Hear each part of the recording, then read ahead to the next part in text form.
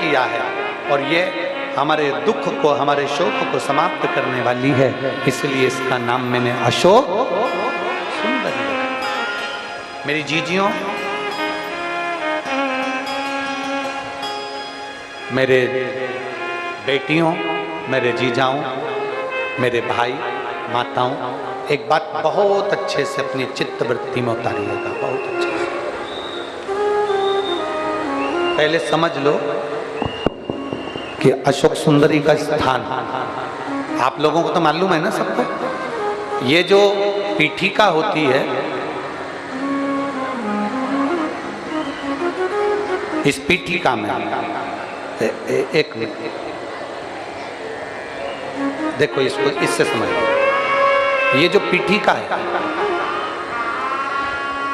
ये पीठिका माता पार्वती जी का हस्त कमल, इस पीठिका, ये भगवान शंकर का शिवलिंग हो गया। ऊपर से जो जलाधारी में से एक एक बूंद पानी नीचे टपकता है, वो भगवान शंकर की 5 बेटियां जया, विषहरा, शामली बारी, दौतली और देव। और इस पीठिका के सम्मुख में जहां से पानी नीचे गिरता है, जहां से ये जो भाग आगे जाके होता है, जहां से पानी नीचे गिरता है, इसके राइट में श्री गणेश जी, लेफ्ट में श्री कार्तिकेय जी और मध्य में एक मोटी सी, प्रत्येक शंकर के शिवलिंग की जलाधारी में एक मोटी सी बीच में एक लाइन होती है, मोटी सी। वो स्थान अशोक सुंदरी का होता है। वो स्थान अशोक सुंदरी का होता है, उसको अशोक सुंदरी का स्थान।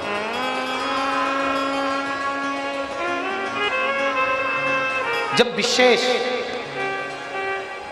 बहुत आपको लग रहा है कि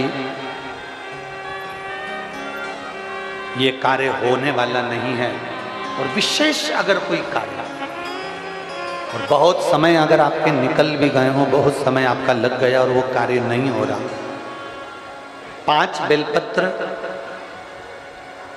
अशोक सुंदरी वाली जगह पर जब आप चढ़ाएंगे तो ये डंडी का जो भाग है, ये डंडी का भाग जहां से पानी बहता है, जहां से जल बहता है, उस स्थान की ओर इस डंडी के भाग को रखेंगे। 5 बेलपत्र, एक बेलपत्र जब डंडी का भाग हमने इधर कर दिया, थोड़ा समझ लें अच्छे से, जैसे ये जलाधारी समझ लो, एक बेलपत्र अपन ने रखी, डंडी का भाग जहां से जल बह रहा है उस ओर है। दूसरी बेलपत्र हमने उठाई और दूसरी बेलपत्र की डंडी को मध्य भाग की पत्ती पर, दूसरे नंबर की पत्ती, मध्य बीच वाली पत्ती उस पर, तीसरी बेलपत्र को फिर बीच वाली पत्ती पर, इस तरह से 5 बेलपत्र हमें देवादिदेव महादेव को समर्पित करना चाहिए।